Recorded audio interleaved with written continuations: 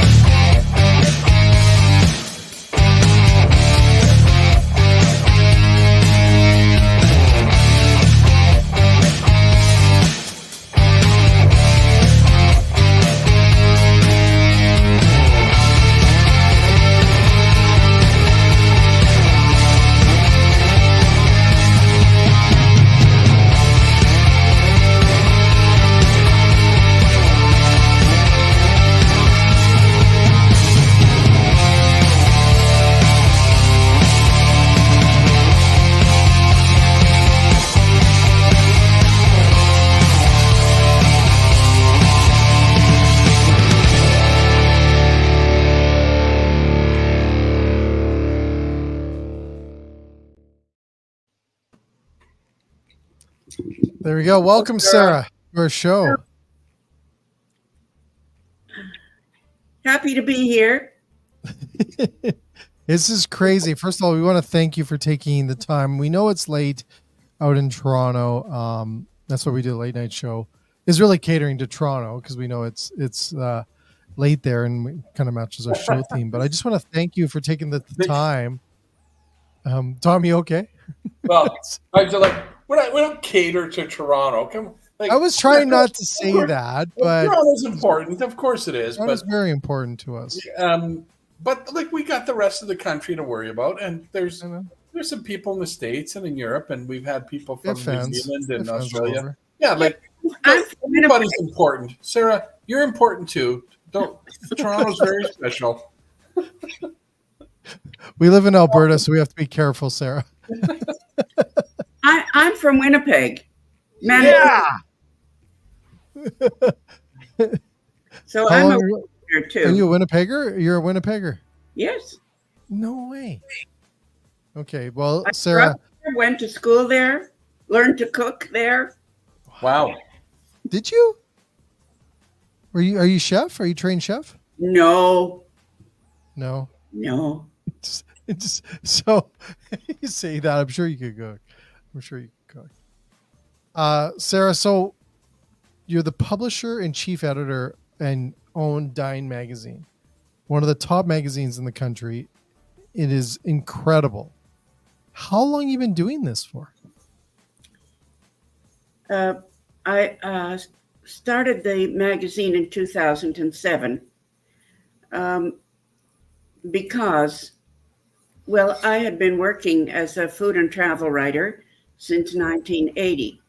But in 2001, my husband died, and I quit all my jobs for a few years. And then I wanted to write again because it's my hobby and what I love to do. And, you can't go back and say, to a newspaper or magazine, could you take me back, please? I didn't want to do that. So I went into a magazine store to see what there was and who I could pitch, and there was nothing. So I came home and told some friends, I want to do. They said, start your own magazine. So I said, yeah, easy for you to. But, I don't know the back end. I only know, the this side of the desk. Yeah.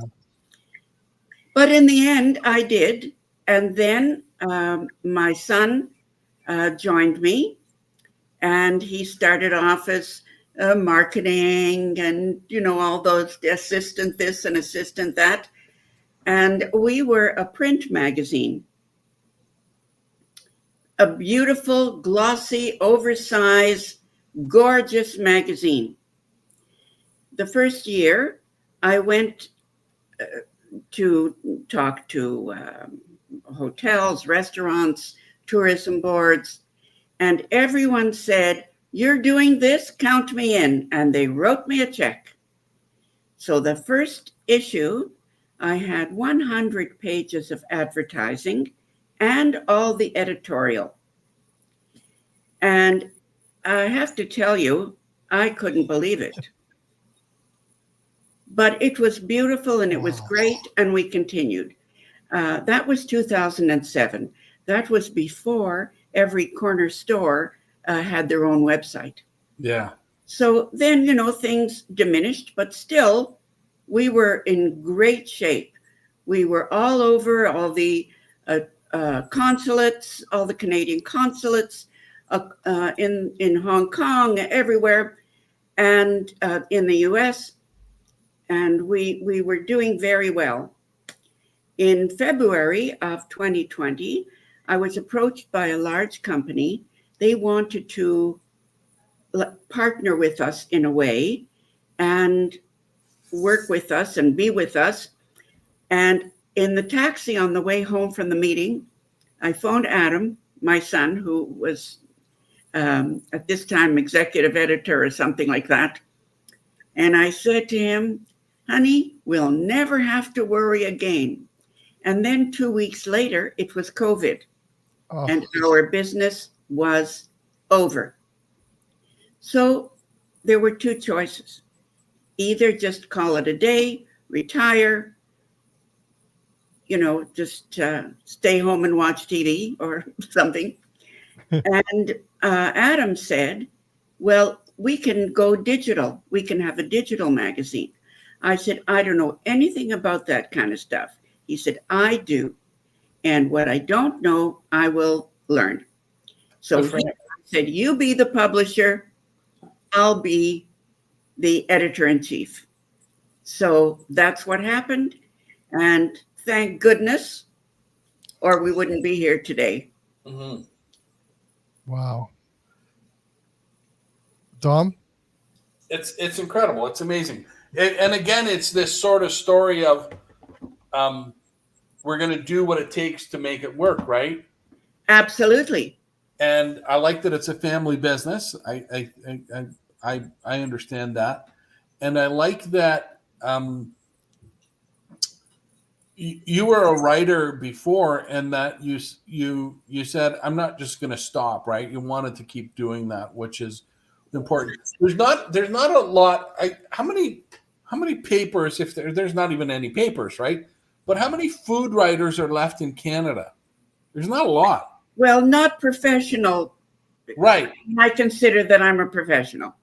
But even non-professionals, there's not a lot. I did my first column in 1980, and I was the restaurant critic for the Sunday Sun. And for 27 years, that's a lot of writing about lettuce, you know. Yeah. I was at an event last night for TIFF, and at the Sutton Place Hotel, and I met the man who owned the restaurant there. And he said to me that he used to own a restaurant, and he told me the name of it. And he said, "You reviewed me once." Oh, wow. I looked back, and I found the review from 1991 or something like that. How was it? The food was good. The service was terrible. Uh-huh. It was a Japanese restaurant, and I had two very important Japanese men who I had brought with me to this new Japanese restaurant. And the waiter did every faux pas that you can imagine. He even told this Japanese man who is a dignitary that he was not pouring beer correctly. Wow. I wrote that in the review. So anyhow, that's just fun. But at the same time as I was a restaurant critic at the Sunday Sun, I was the international dining writer, columnist in the Financial Post for 9 years. Oh, wow. Cool. And then I was a restaurant critic at the National Post. And at the same time, I was a contributing editor at En Route magazine with a article every month, at Flair magazine, double page spread every month, and at Elle magazine, where I was the advice lady to young women who I slept with my best friend's boyfriend, should I tell her? So I was like Mummy, you know. It's amazing. And at the same time, I was, for 10 years, the vice chairman of the Ontario Film Review Board. That is like the censor board. We classified every movie that plays in theaters in Toronto. So that's my career. Here I am today. Wow. I'm very happy with our magazine right now because we are now being syndicated by Post Media across Canada, even in Alberta. Oh, and wow. Really? And also by glossy lifestyle magazine in the United States called Resident. Cool. So for you. We've got Congratulations. a lot of pride, you know. Well, I think part of it's because you're a professional writer, not to diss the other writers that are out there, but there's not a lot, correct? Well, you know, everybody's a critic. No, but people that are doing it and doing it, let's say, well. Well, there are not too many of us left. Yeah.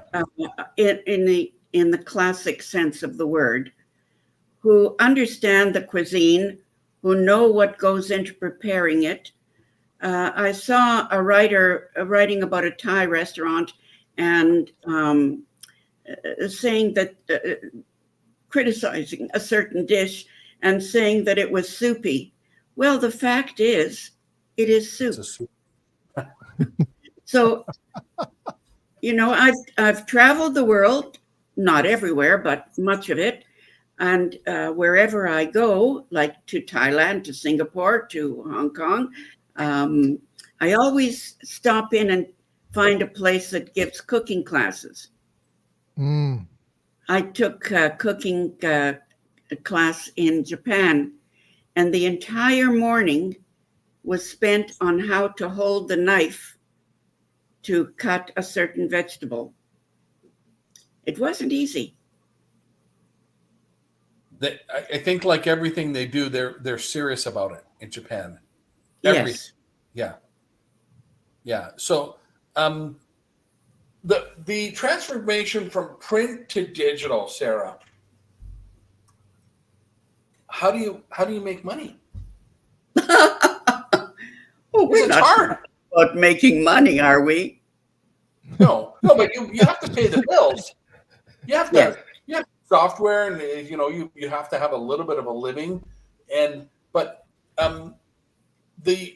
as much as it hurts, like picking up a magazine is still pretty special. It feels cool. Same with a book, right? Like when you pick up a book, there's a feeling there that you get. I like the really big and glossy. I still like that stuff because especially if the pages are thick, that says to me, hey, these guys are serious about this. This is like real good quality. They care about the paper. They care about that stuff. But there's limitations to that because distribution's harder, and so there as much as there might be some negatives, is digital helped get your word out? Well, I don't. We don't do print anymore. Right. So going to digital, has that been a plus? It has been an entirely different business. It's a totally different business model, different costs, and different revenue streams. What we're doing right now, well, first of all, when we changed over to digital, when we did the magazine, I had a motto. Good enough is not in my vocabulary. Nothing is, it's good enough. I wanted the best paper, the best photographs, the best printer, or why bother? Yeah. And so I was very proud of that magazine, that object. And people used to say, I love to take it to bed with me and read it and feel the pages and so on. So our style of writing, Adam and me, is a personal narrative. It's a conversation. We don't just say, I went here and I did that and this is available and so on and so forth. It's not a press release. We say how we felt doing this, how we thought while we were doing this.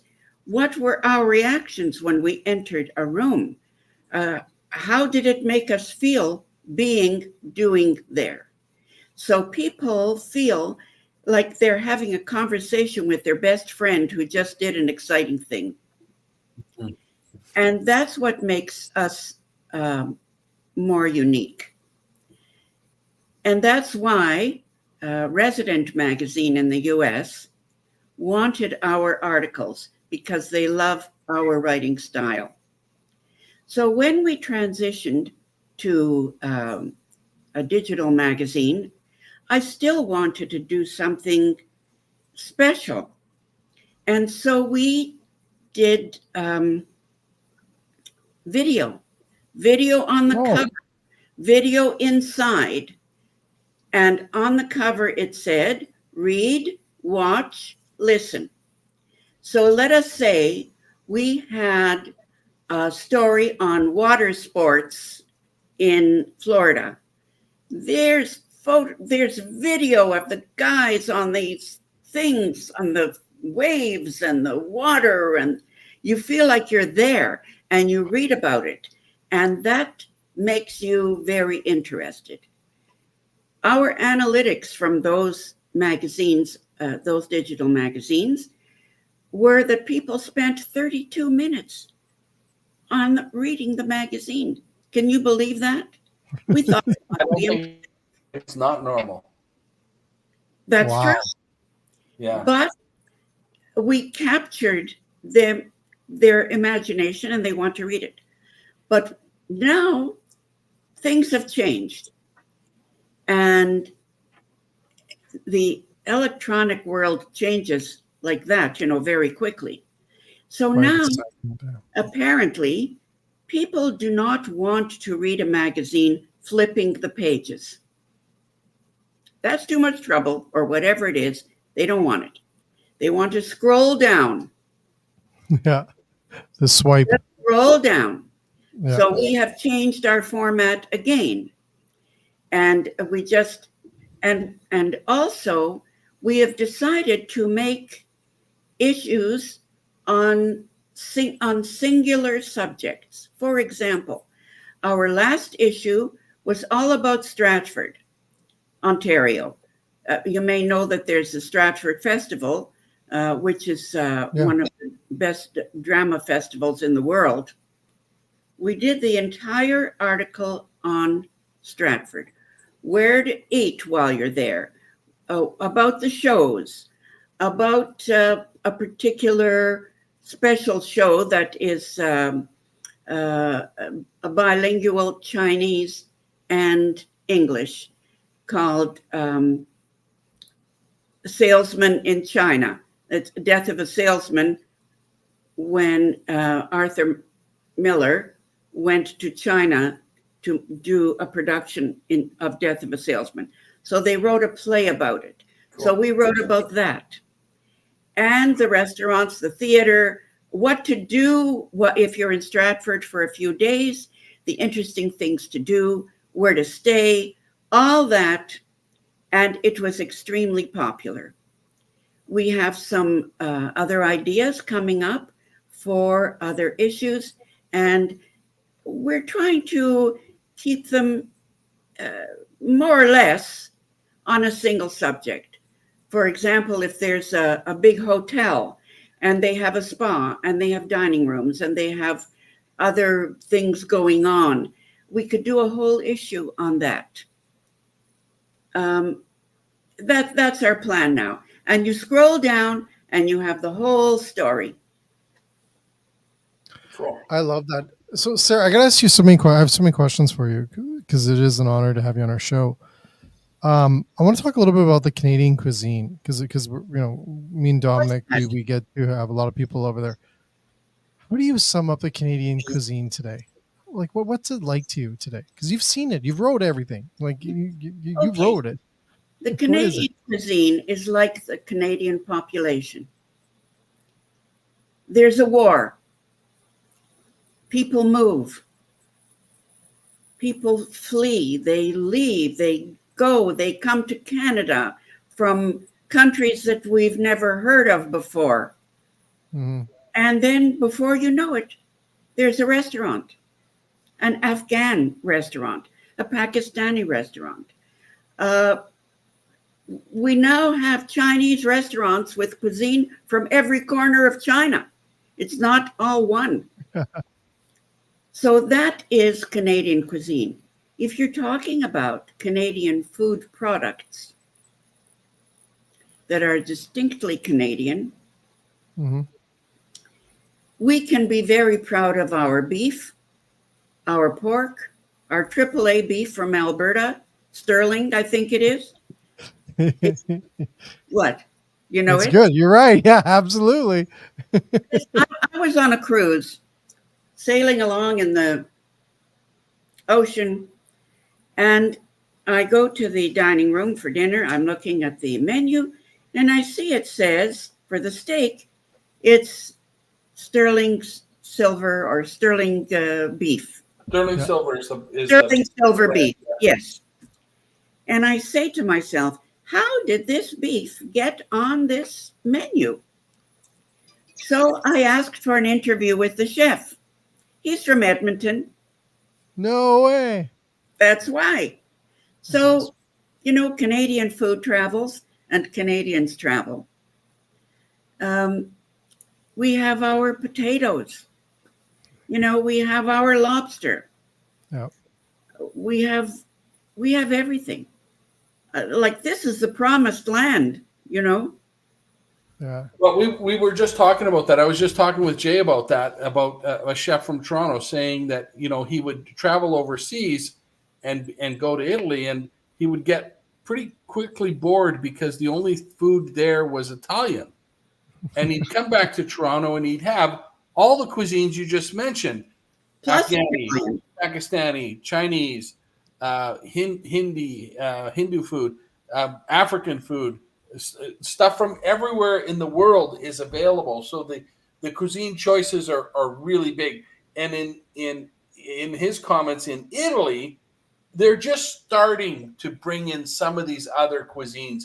People are just starting to explore and putting them on menus and having something, but it's nowhere as developed as the food scene in Canada.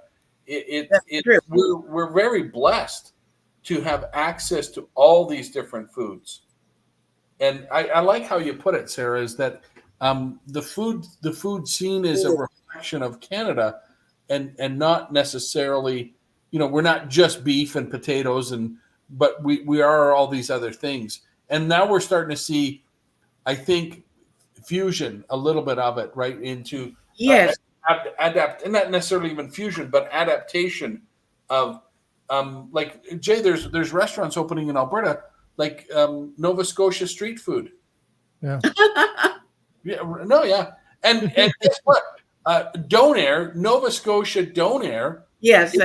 Halifax Donair is a thing. And I said, what? Like, I didn't understand, right? But then I went and had it. I said, oh, shit, yeah, it's really good. And that's because, whatever, I don't know how many years ago, 30 or 40 years ago, some people that settled there started offering that cuisine, and it became very good. And they got good at it, right? It was last year, all of a sudden there are Syrian restaurants in Toronto. Mm-hmm. Because people come, they want to have their own food. There's a Syrian chocolatier who has made chocolates in Syria. Now he's here and he's making them here. So that's one of the wonderful things about our country, that people are free to come and bring their culture. But it should be, they have to love us too. Yeah, exactly. Treat. So, Sarah, I have another question for you. So, was writing all like a thing that you always loved when you were younger and you got into it, or did you have another journey and this just started? Like, what was that like before the 1980s first article that you wrote? Were you always in love with food? Well. My mother. These are always my favorite questions because we get to know how you got. My mother was a wonderful cook, and I didn't cook at home. Okay. Because she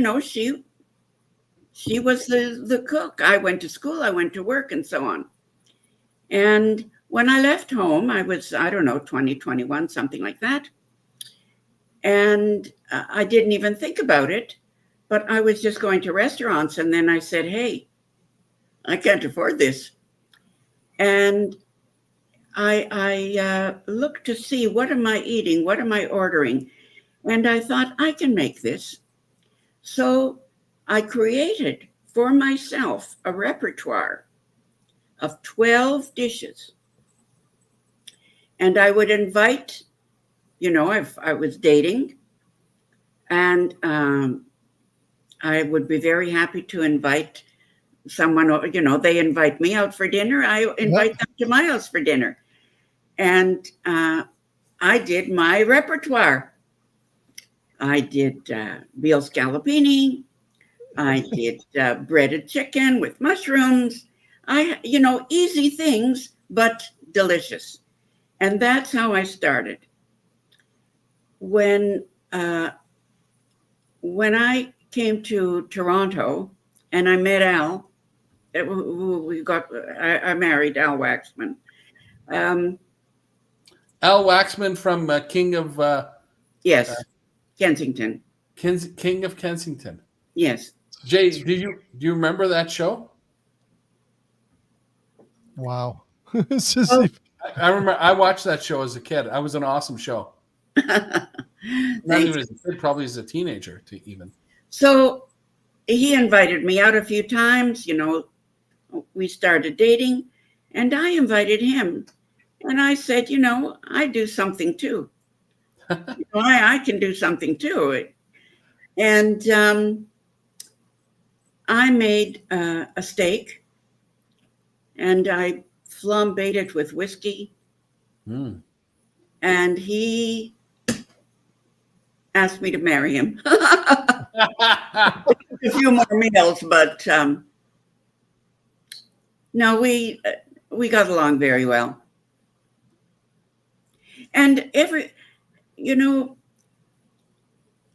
I think even today, when everyone is very cool and young people go out at 11 o'clock, instead of at 7, and the whole style of socializing is different. I think that if you can cook, you don't have to go to a restaurant all the time.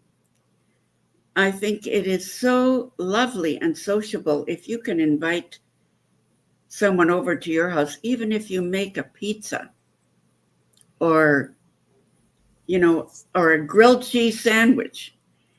It's a whole different ballgame. I can tell you, dating. I'm recently started dating again. Oh, I've made both those.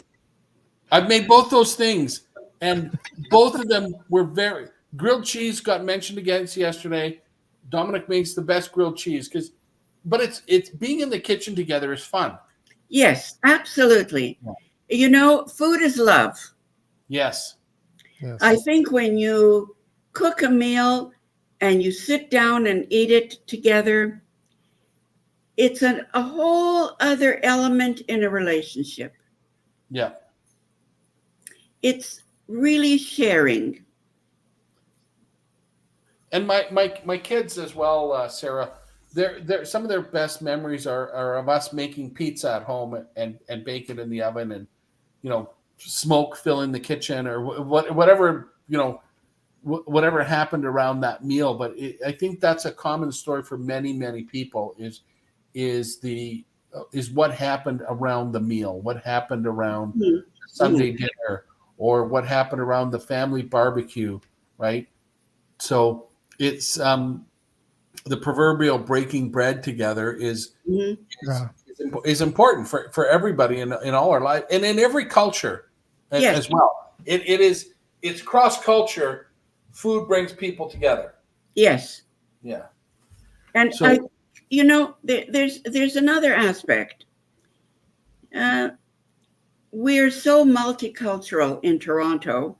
I don't know how it is where you are, but probably less, but it is. Okay.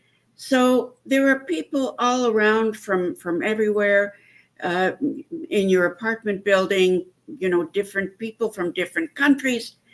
But I think if you eat together and you know what your neighbor is cooking and you taste their food from some other corner of the world, you get to know them and you're not wary of them because they're different. Yeah. We're not so disconnected from them as I agree. I do agree. I sincerely believe that. I wrote my first cookbook in 1980. That's another thing that I did. I wrote a cookbook too. Oh, more than one. And then I started to write little guidebooks about called Toronto's Cheaper Eats. I did about 3 of those, so that it had to be no more than $50 for 2. That was then. You couldn't do that now. But all of these restaurants, many of them were, cuisine that's foreign to us. It wasn't meat and potatoes kind of cuisine. And the man who was the chairman of the United Way saw this book, and he wanted to make a special printing for the United Way because it was very inclusive. And it included every kind of cuisine, every restaurant, and a little bit about that restaurant. Everyone had one page. And I was very honored by that. Well, that sounds like it was before inclusivity was cool. Yeah. It sounds like it was much before inclusivity was cool. You never heard the word inclusivity. No, exactly. Yeah. That's newer. But I've done a lot of things, and I intend to do more. Good for you. Well, congratulations. Along Jay's lines of questioning, when you were in school, did you go to school for writing? What was your education? No. What happened is I was a reader. When I learned to read, my sister and I were both readers. Mm-hmm. We went to the library every week. We each took out 3 books. You're allowed 3 a week. I read mine, she read hers, then we exchanged. And it was so exciting on Saturday afternoon to go to the library and choose our books. So we always read. And when we were teenagers and older, in the summer, we would sit on the steps with neighbors and discuss a book, a Somerset Maugham book, or, something that was intense, and think about it and so on. Reading was my escape from anything. Not that I needed to escape anything, but it was my fantasy. TV wasn't around until I was a teenager. I'm that old. So it was reading. I'm that old. I read, and from reading, you learn to write. You start to realize certain styles of writing, how to be conversational, how to write a conversation, a rhythm. And because I what I did before I came to Toronto and met my husband and married him is I was an opera singer. And you're going to fall off your chair. I know. It's just like, it's another surprise every second. It's crazy. It's amazing. I sang with for a couple of years with the Israel National Opera Ballet Company. Wow. That's me. I can't sing anymore. But I loved it. So now, but I want to say this, Sarah, because I can see now everything you've explained, the opera, your husband, even all this connects back to your magazine. I can see it. You are definitely a part of that magazine. I see it. You see that in what you produced with DINE. That's you. I see it. It reflects you. Remember, there was a renowned criminal lawyer. He's not alive anymore, called Eddie Greenspan. Yeah, I remember him. Yeah. So we were friends, and he called me once. He was in Vancouver on a serious case, and he was staying at the Shangri-La. And he called me, and I couldn't understand why. Like, is something wrong? And he said, I'm sitting in the Shangri-La Hotel, and I just read your magazine cover to cover. And I feel like you and I have had a big afternoon conversation. That's what I wanted it to be. Nice. Very cool. Well, you can see it. I was trying to figure out, because I come from an art world, so I have a degree in painting and a master in art history. And I was trying to figure out where that art world comes into your play in your life, because the magazine looks like American art magazine. It's very classy. It's very, very well put together from an artistic perspective. And I love it. I remember it. I probably bought some of your magazines when I was younger, and it's incredible. I was trying to figure that out. So now it makes sense. It all makes sense. It's not just me. It's Adam also. He does heavy lifting and writing. And yeah, I see he's the writer of many articles in yes.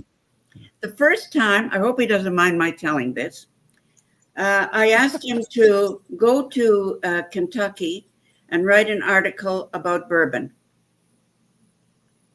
Sounds like a good gig. I don't know. So he came back, And he wrote it and he gave it to me. And I said, oh, okay, I'll fix it. But I never had to do that again. Wow. He has surpassed me. Well, he has a much greater education than I did. You know, Adam is fluent in Japanese. He went to Cornell to study Japanese language. He lived in Japan. He worked for a Japanese company in Japanese. He goes there often. And when you understand a country like Japan, that certainly broadens you as an individual. Because that is like the other side of the moon. You know, everything that we take, like, it's different.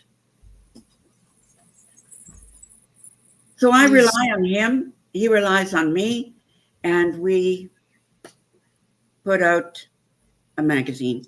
Incredible magazine. It really is. And I the one thing I miss, Sarah, maybe I'm sure you remember this. I miss the smell of magazines. The paper. Isn't that smell something? When I can smell it right now as you're talking this, and I have your other stuff on my other screen here. I can smell your magazine. I don't know if it makes sense, but that paper, the fresh paper and the ink, and then you get it, and you get that smell. And when I used to get the boxes, printer used to send me a few boxes. You know, before it was distributed everywhere, it had to go. A few boxes for me. I'd open up the boxes, and I felt joy. You know, sometimes you feel that joy in your body that happens a few, you know, not too often. Yeah, well, it's that hard work, right? It's all that hard work and everything, and it's like Dominic knows all the things that I create and stuff like this when it comes to programs and stuff and different things that we do.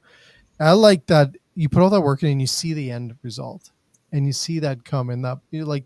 And I haven't had it where I'll print things off and I'll get the be shipped to me, and it's here it is. Like it's incredible, that feeling. So I think I understand that, and I just miss that. I want my kids to experience that. And it's the same thing as music. I'm a huge album vinyl guy. I love vinyl. And I gave all my vinyl to my son and in my record player. Because I have like a vertical record player, by the way. Like you don't see those too often. But it's a vertical record player. My kids have mine. And the record. Yeah, I did the same. I gave my boy one. And I said, you got to experience this. I want you to experience the crackle, the smell of vinyl, and the, opening it up and sitting there with that vinyl in your hand, listening to the music and staring at the cover. And I want the same thing. I have magazines. I collect a lot of magazines from music from back in the day too. And I have them kept. And I want them to experience it when you sit on your bed or sit on your couch and just look at a magazine. And just enjoy that moment, because it is, I believe we're going to see it come around again. I really do. I believe we're going to see it come back. That's my dream. Yeah. If there was some big company who said to me, I'll sponsor you, you just give us that beautiful magazine again, I would say I'm yours. Sarah, I'm going to tell you something, because I'm a vision guy. I think you should run a couple special editions a year of DINE in paper, and people will sponsor. I believe people would sponsor you. Who will do that? Who? I think someone would. It's gorgeous. You're a legend. People will do that. I think people would. I think you would sell out in a heartbeat, because I think it's something that we need to bring back. And I think a lot of people are getting to understand the things that we've lost and how important they are. And I think they want their kids to experience that. So I don't know, maybe it's not right now, but hopefully we can get that. I would love to see a copy of DINE in my hand that's not in a digital format, but in that smell. If you have a suitor in mind, okay. Hey, Dom. There you go, Dom. Another project I'll add to my project list. It's amazing, Sarah. I know it's late there in Toronto. Oh, please. I just want to say thank you. Yeah, thank you for all your hard work. No, I just want to say thank you. You are incredible. Yeah. Yeah, like how good. Well, that and also contributing to our industry and the culinary industry and our industry overall to Canada for so long. You're And I such a big think that part of it. for the people that don't get to go to those places and experience them in person, seeing and back to what you just said, Jay, on paper in a big magazine, that lets me experience that and see the artistry that the culinary industry is. Because even in the smallest, what you said about the culinary school in Japan and how much time was spent just learning how to hold a knife. Yes, there's not an appreciation. Yeah, it's true. It's harder and harder to have that appreciation because we don't have the print magazine. We don't have the articles. People are scrolling. They're looking at things for 3 seconds and not 3 minutes. So unless you get, I think there's hope because the long format, not a podcasts are coming in. People are starting to listen and they want to know. So, I think the ability for people to experience that and see all the work, all the hard work that go, never mind all the stuff you do, and that's important in the writing, but you're writing about the industry. You're writing about that restaurant. You're writing about that hotel. You're writing about that in this case, the play. That allows me to experience it. And the whole thing, yes. Exactly. If you're not going. Right. The importance of that cannot be understated because, or overstated for that matter. It can't be overstated because most of us do not have the experience to go to Stratford. The reality is, I don't know how many thousands they get there every year, but it might be a pretty big number. But in the grand scheme of things, it's very tiny.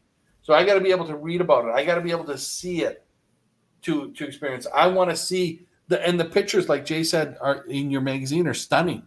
The photography is stunning.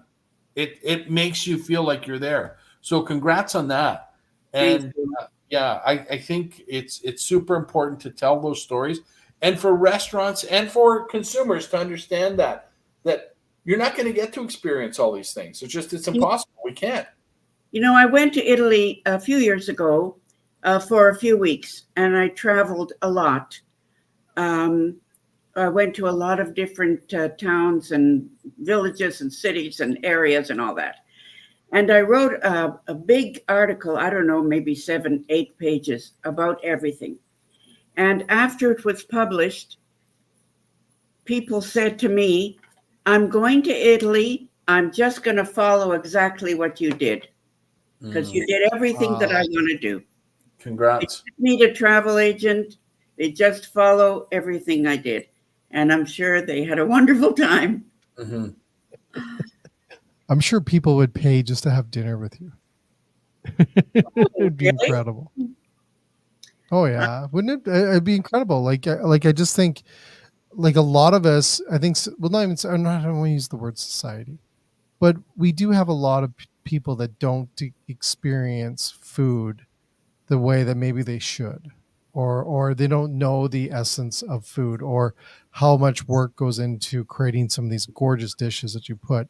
They take it a little bit for granted. And I'm hoping more and more people don't do that, but it does happen. And I think for you to give us the lens that you see things, I find super intriguing. Like to see how you see a dish. Like what's it like to dine with you? I'm an appreciator. Yeah. When the dish comes, I look at it and I see, oh, they did this. Oh, they garnished with that. Oh, that might not be such a good idea. It might not be a good idea to put cooked red cabbage as a vegetable on this plate. I understand. Well, you're an artist, the color scheme of things. So they have to honor, each ingredient has to honor the other ingredient. And I appreciate that. I know what goes into it. I cooked myself. Yeah, so cool. Thanks so much, Sarah, for joining us. Yeah. We really appreciate it's been a pleasure. If you're ever in Toronto, I'm there. What? I'm going to be there on the 19th. Well, I'll be so Sarah. Sarah, next time that I'm in Toronto, I want to take you out for lunch. I really do, because I think it'd be an honor. I would love it. It'd be an honor to take you out for lunch. I just want to thank you for everything you've done for us in the industry and contributing, and also taking the time tonight to be on our show. Mm-hmm. It is a complete honor, and yeah, we'll stay in touch, Sarah, because when I'm coming, and Dominic's gonna be on the 19th. The 19th of definitely this month in September. This month. I've been there 3 times in the last 9 weeks, 12 weeks.